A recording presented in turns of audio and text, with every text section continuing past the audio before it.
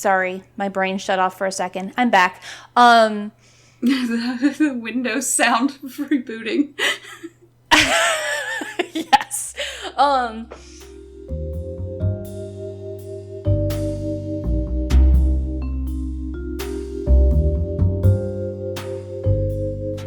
Hello and welcome to the podcast. I'm Risa. And I'm Ariana. And we're the Krolmeister sisters. As a reminder, this podcast is rated T for teen for strong language and mature themes. If you don't like that, well, to each their own. Get on out of here. Go find one of them other family-friendly podcasts, because I know they exist, and I'm sure they talk about things. And stuff. Yeah. Yeah. See? I pulled it back together, Yeah.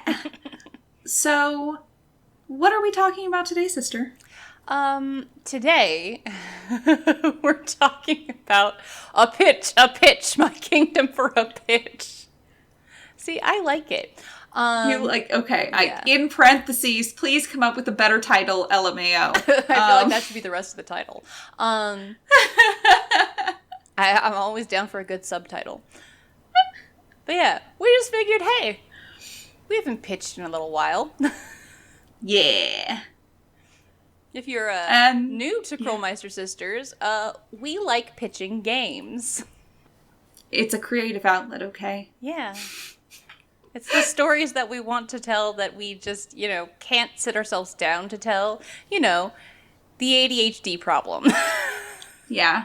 So we have created these games, and Her Interactive, just give us a call. You're going to want to. People can get in touch with our people. Our people are just us. We are our people. They look and sound exactly like us. And no, not because they're our family, because our family does also look and sound exactly like us. Just a little twangier. It's fine. It's fine. So, my first one that I've been really excited to share was so excited for this. I literally started having the idea and it just all spewed out in a 10-minute block. So, this is Nancy Drew, The Mystery at the Ballet. I don't know if there are any actually ballet set books in the series. I have not I've not read all of them. I've not read most of them. Yeah. So I don't know. But my setting is a ballet company. I would honestly love for it to be set in Russia, but I will also just take some random town in the US. That's fine.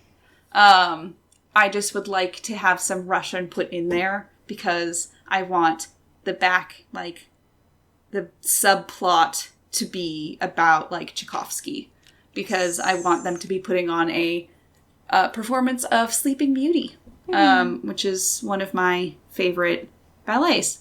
So for the plot, the theater is putting on a production of The Sleeping Beauty, but as opening night nears, sabotage is afoot. Dancers are getting sick, injured in suspicious ways. Costumes are being ruined. Set pieces are breaking. The ballet company itself has fallen on hard times, and this performance is supposed to be what gets them back on track.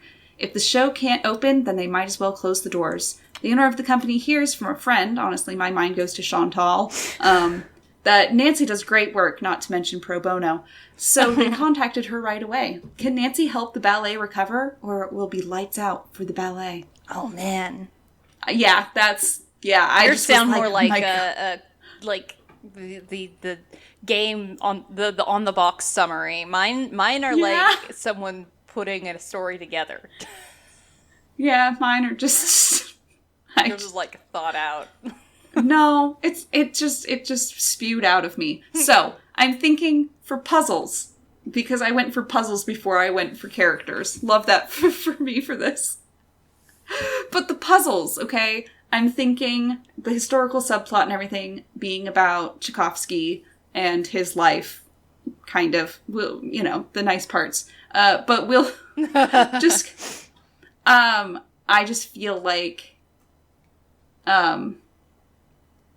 oh, this is actually a plot of one of the books, except the ballet is The Nutcracker, also by Tchaikovsky. Yeah, I was going to say, My favorite ballet is actually the Nutcracker, which is also Tchaikovsky. So Yeah.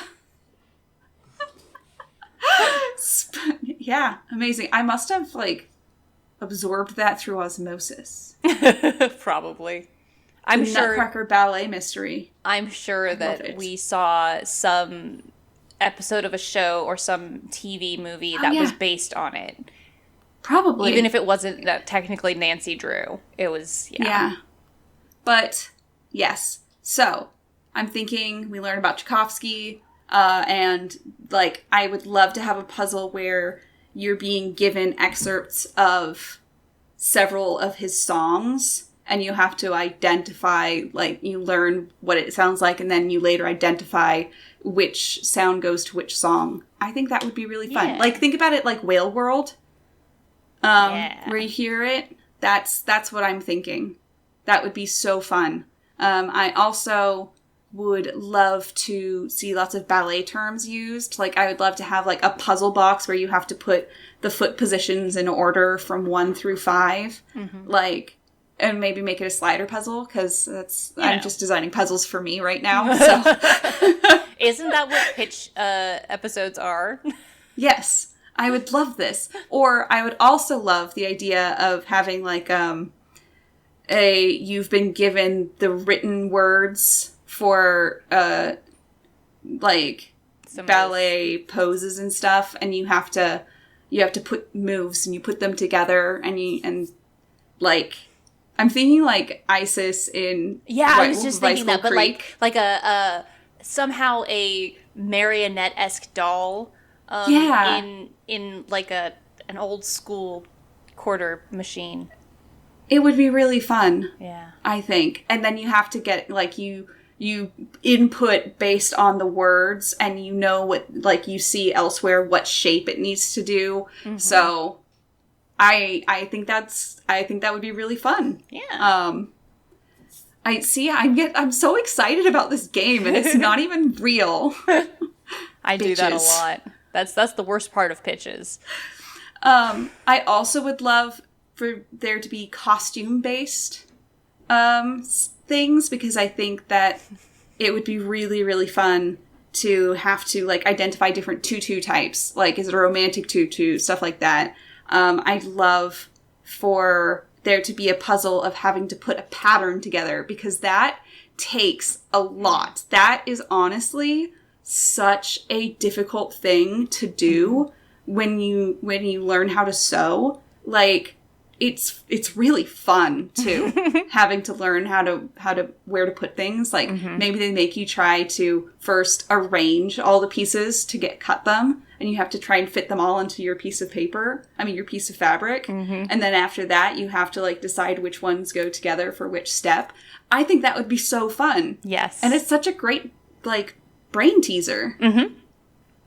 And you have to really have a sense of space and stuff like that to be able to do it. It's really, really fun and cool. Yeah, start all tesserae and then go into fucking... Yes.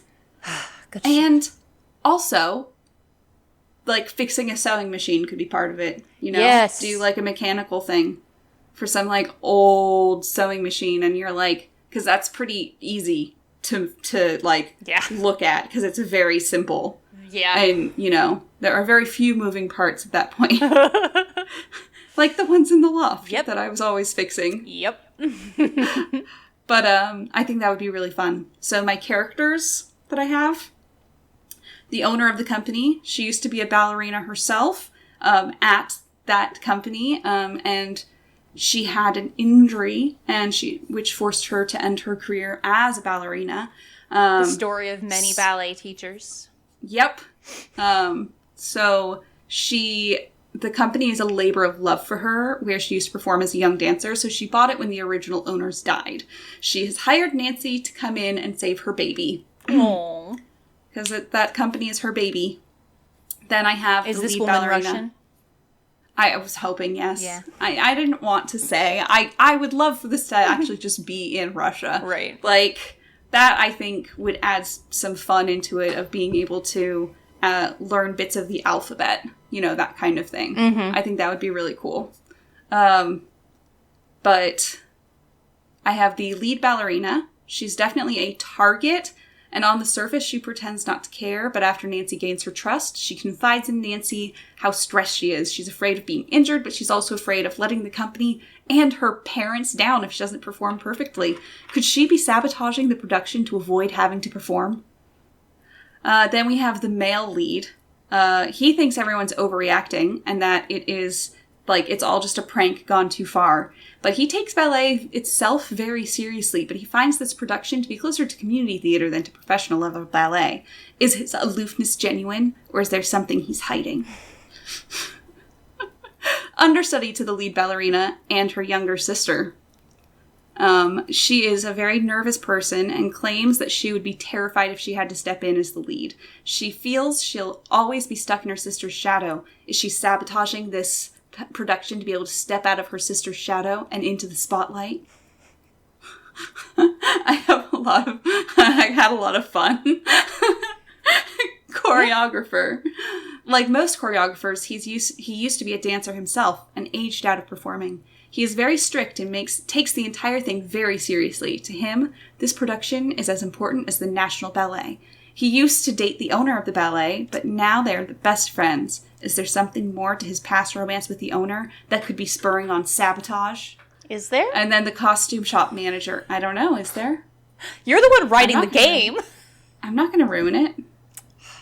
God, I wouldn't just tell you who did it. Ariana, come on. Then there's the costume shop manager who's not like a character you see and talk to. She's just like a voice behind like stacks of like clothing racks and stuff who's telling you what to do. Yeah, just, oh, is that you, Nancy? Yeah, I have a pattern set out there. I can't do anything. I can't do any talking to you until that gets done. Which, that's just what costume shop managers are like. That's true. Just what they really are. That's who they are. But they're very poor. That's Mystery at the Ballet. Well, I'm going to read my first one, which is also in a theater, called The Cursed Curtain. I see. I'm sort of married to that title. Okay, so it's another theater one. I get it. We do things in theaters a lot. We have a certain perspective. It's what the people want. It's what the people want. People being us. Let's see if I finished writing the plot. A production is believed to be cursed when unexplained accidents keep happening. Nancy is finally pulled in when one of the supporting actresses gets slammed into by a falling curtain, and it's one of those like really heavy, like weighted curtains. Yeah. Oh God.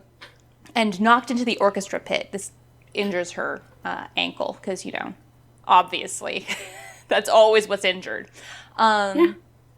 Bess, who has been working as assistant stage manager, is then left to be her understudy.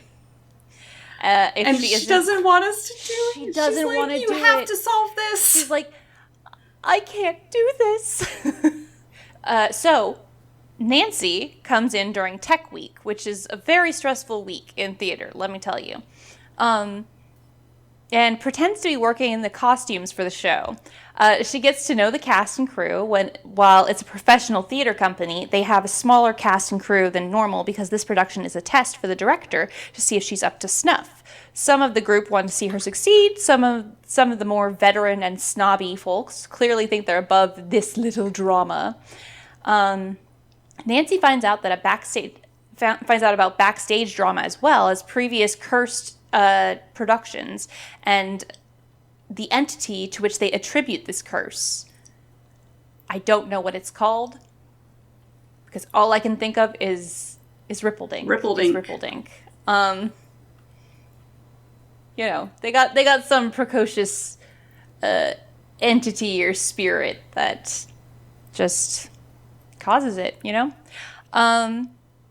The characters are, honestly, I feel very similar to yours. Okay, so we've got the director. She also wrote the play, and it is a very personal project to her. So some of her reactions are a little extreme, and her mind is always changing. She's driving a lot of the production staff crazy because of all the changes she keeps making. And some people whisper that she's throwing the production because she is in over her head and just wants attention. So, she does a lot of confessing to Nancy. Because she like, has those little breaks that directors have. Everybody knows this, right? Everybody knows directors have those little breaking moments. Yeah. The costume designer is a mercurial elf-like person who contains a lot of emotion for such a slight figure. They can be heard talking to the costumes and fabric when no one else is around. Just very, very much coaxing and then, like, also being verbally abusive toward them. And it's like, are you talking to me? No, you're fine, Nance. I feel like because Nancy is on costume crew, she's going to be interacting with the costume designer the most. I'm going to skip ahead to a puzzle because it's honestly one of the driving forces of me wanting to do this game. A logic puzzle. Because, okay, so there's a thing where some directors change their minds about costumes every day of Tech Week, right up until opening fucking night. And so I kind of figure she's going to keep changing her mind. So like 5 times or something, depending on how many days we have in this game. You have to do a puzzle where you are pulling costumes or costume pieces from the back of the shop to possibly fit some logic puzzle that she's written down. Because she's just had ideas and she's written them. And she has no structure to her demands, and so you have to do a logic puzzle in order to figure it out. I personally love that, but that was my favorite part of costuming, was being in the back pulling stuff. Yeah. Also, the way you just described this, I'm seeing this as like a game that is like set number of days, and you like Shadow Ranch or Final Scene. Yeah. That kind of structure. I feel like it has to be, because there have to be like story beats. Can't really... Yes. It has to be on rails. Let's see. Okay, then there's the leading man. He's fine. I didn't really... basically, I have some characters that... but let's see. And then we get the stage manager, who is, therefore he's in charge of Bess, and he's just below the director, so it's like, kind of has a bit too big of a head on him, but like he also understands fearing the director. He's been there for a while. He's like got a Wilford Brimley mustache, and I love him. We've also got the and reminds me of a guy I worked with lighting, whose name was Andre. So can we name him Andre? Okay, Andre it is. Yeah, he definitely like runs backstage. He doesn't just like call out orders. He's the police. Let's see, and then we've got the lighting designer. We'll definitely be doing some puzzle work for her because, like, I mean, come on. Fix some plugs on some stuff. Fix some plugs. Oh, yeah. What if you had to, identify do different... some wire, soldering? Circuitry? Organizing. Whatever. Management. Well, I mean, yeah, that too. Yeah. Can oh my we god, put you know some what would be fucking really cable fun? management into these games? Okay, so you know what would be really, really fun though? Is having to figure out like, because for certain like rows of lights, you have different like voltages and stuff, like maximum that you can use. So you have to figure out like which lights take up this much stuff. So you have to figure out, like, which lights get plugged into which, like, rows. So you can... Sorry. This is where our nerd selves really come out. Apparently ballet and lighting. That's, that's just... You learn a lot about Risa. but not just the actual arts in them, the structural side to them too. It's all good. Yeah. No, you'll get to, okay. Let's see. Then we've also got a younger actress who I kind of picture her having kind of a almost Luna Lovegood type of vibe, where it's like it's like, I want to say you're putting on an act, but you're clearly not putting on an act, and so your genuineness is kind of off-putting. But she's a big believer in the curse, and she's the one who tells Nancy most of the lore that she learns, because I remembered. Okay. So yeah, so that's that character. Then we've got the leading lady. She is also a big believer in the curse, and the first time we meet her, we do something that is triggering for a curse, like saying the M word, things like that. No, but so you do something, and as you're coming in to talk to her in the dressing room, and she's like, no, and you have to do a, what's it called? An anti-curse. Counter curse. Counter curse, thanks. You have to do one of those counter curse things, and spin in a circle 3 times. She won't let you through the door until you do it. Yeah. Spin a circle 3 times, spit over your left shoulder.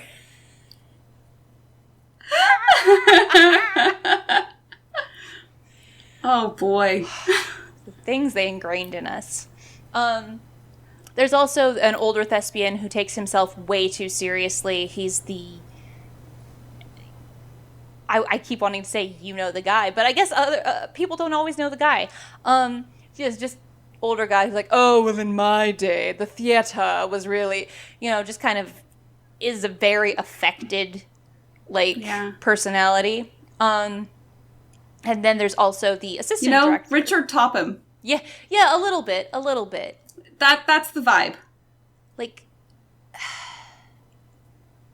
Takes himself so seriously. Yeah. That kind of vibe, but then with the grandeur of, oh, well, I studied under, I performed here. Oh, I like that. Nintendo Fan 43verse said in the chat, he's Topham's descendant. I like that. Okay, so, but just really quickly, elements that I didn't get to. I want there to be a lot of the history of theater and their superstition, because there are so many. I want every curse to be referenced in there. I want every counter curse to be written out by someone frantically who's go do this quick, because otherwise everything's gonna fall apart. And yeah, just themed puzzles. Honestly, that's what we got. Yeah. If I keep going, we'll go forever. So let's go to yours.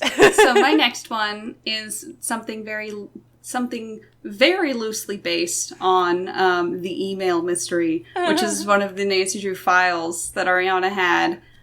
So I only vaguely remember it because I read it when I was 8. So we're going strong here. Man, Bess gets kidnapped in that one. But it happens. So one of Carson's lawyer friends is having trouble. All of his clients are suddenly taking settlements with no explanation. They seem very adamant, but won't divulge any further. Carson is convinced that there's something else afoot, but his friend isn't so sure. Carson asks Nancy to go and check it out under the guise of being an intern. Is there something fishy going on? Or is Carson making mountains out of molehills? Nancy dives in and finds herself caught up in social media blackmail that leads to deadly consequences. Nice. I like that a lot. So an additional option, though, or is Carson just trying to railroad Nancy into being a lawyer? So that she'll stop going on dangerous missions. Yeah, exactly.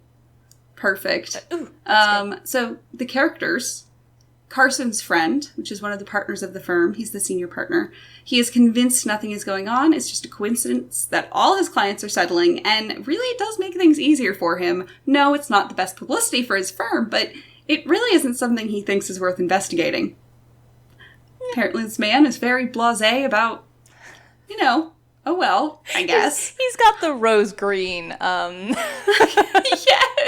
It's like, oh, I don't know, man. Things will happen, and hopefully I'll keep it together. Yes. The junior partner of the firm, she thinks something is up, but she doesn't know where to start. She's originally standoffish with Nancy when she assumes that she's just another rich guy's kid using cronyism to break into the business. But when she figures out that Nancy is really there for her, she lets her guard down. The paralegal, he's young and charming and damn good at his job. However, is he hiding something? His family ties to the competing law firm. Is he sabotaging the firm's reputation to drive clientele to another firm? Whoa. I don't know. The actual law school intern. She's shy and soft-spoken, but Nancy feels there's something else going on there. Is she really who she says she is? Is her quiet persona real? Or is there something beneath that quiet exterior? Dun, dun, dun. Dun. And then senior partner for the competing law firm. Nancy finds that all of the cases are against this other law firm. Is the senior partner part of this? Or is it just pure coincidence? I don't know. Puzzles. I didn't get very far with puzzles for this one. I mostly had a story beat in mind. Didn't really have puzzles, as opposed to the other one, which, So I was thinking like filing puzzles, learning about law precedents. That'd be really fun. Doing stuff like a better version of the typing one from Curse of Blackmore Manor. Yes. Because you know what? Kids these days need typing lessons. Yeah. They really do. They don't know how to type, and that's not on them. Mm-mm. We need to bring typing classes back into schools. Yeah. In my opinion. Y'all, I was doing typing classes in kindergarten. It's never too young. Honestly, it's a fantastic thing to do. It's great for hand-eye coordination. I was going to say, it's good for dexterity. And fine motor control. Yeah. But yes, so that would be really fun. I also think that it would be fun to... Nope, I lost it. Oh well. It's gone. Bye, thought. Bye, thought. So yeah, that's that one. Delightful. My last one is titled Nancy Drew and the Light in the Night Sky. Hell yeah. I feel like the title's way better than the actual concept because I didn't get enough of the concept. But I also feel like I really want to hold on to this one and flesh it out. Anyway, the plot is Nancy joins George on a visit to a friend from the tech world. The friend lives in a small town in New Mexico, which the friend describes as pretty sleepy. But when a local UFO chaser goes missing, the place becomes a playground for believers.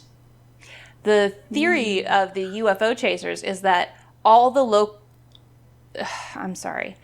The theory of the UFO chasers is that the local was either abducted by aliens or by the government for trying to tell the truth about extraterrestrials.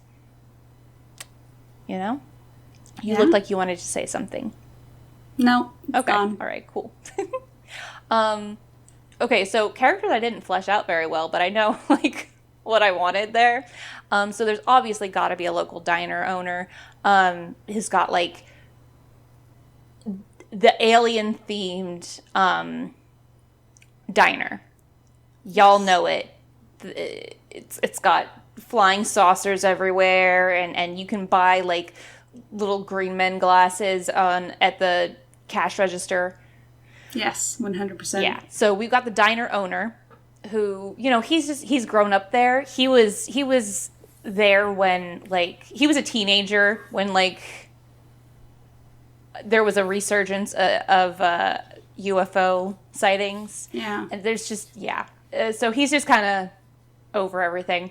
Then there's the diner waitress who knows all of the happenings in town, and she's the one who kind of brings up, hey, I mean, people are saying that maybe she just knew too much because they're the local tech company where George's friend is working to develop a telescope. Because I also wanted to have astronomy and just studying of celestial bodies in there. Yes, 100%. Yes. So anyway, they're like, oh yeah, and they're saying this, and there's some conflict of interest and da da da. And then we've got George's friend's boss, who would be a suspect if the issue was the local knowing too much about that company or their projects. Then there's an organizer for the UFO Nuts who it seems it's hard to tell if he actually believes or if he's just doing getting people riled up for the profit, or maybe to draw attention away from him getting rid of that local believer who maybe had more evidence or experience than he did. There also is, because I love her and she has to be there, an older woman who claims to have been abducted several times and has a lot of anecdotes about the Outworlders, quote unquote. I love her, and I will not get rid of her. She has to stay. She's not getting cut from this game. There's also a local young man who's excited about the new people coming to town, and it's like, maybe he did something because he just wants to get out of there. He's like, this place is too sleepy for me. I gotta get out of here, see the world. There's also a conspiratorial man who claims the government is covering up the existence of aliens in their town. So he's actually from there, and he's just like, man, does he have a lot of ideas? Yeah. Is pretty much what you get. He's like a cross between Dale Gribble. Yeah, well, yeah, that too. But no, I was just gonna say, honestly, it's the Nick Falcone energy. Okay. But in a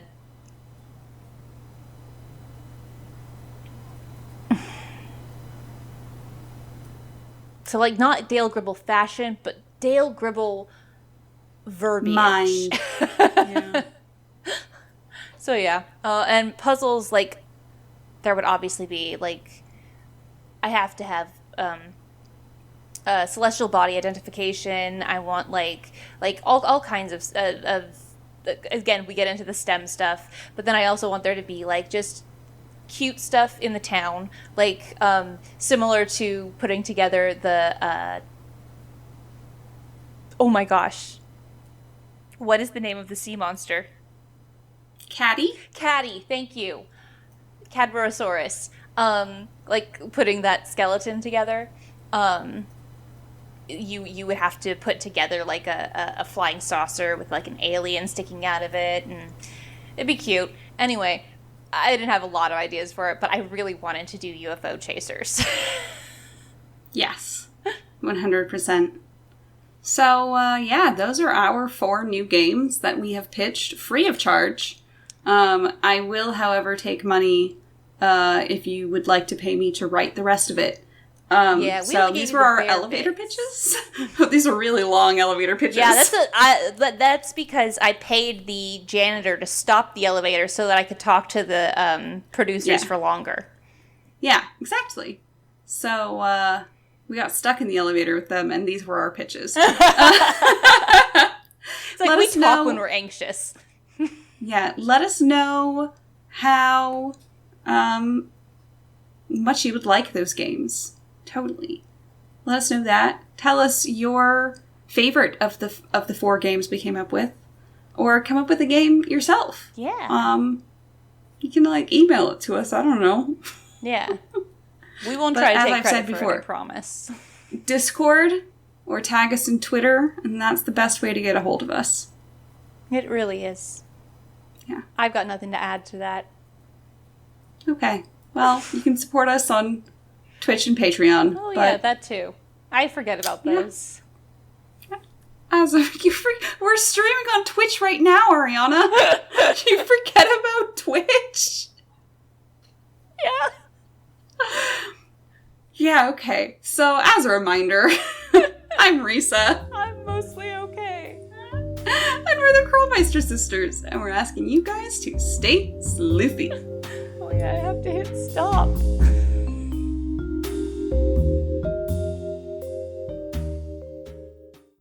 Like, who did that? Gravity. Gravity. Francine, gravity. Yeah. Give it to the winner. No, Francine. Just little tiny inside jokes. Little tiny ones. Yeah, hope you guys like that. Yeah.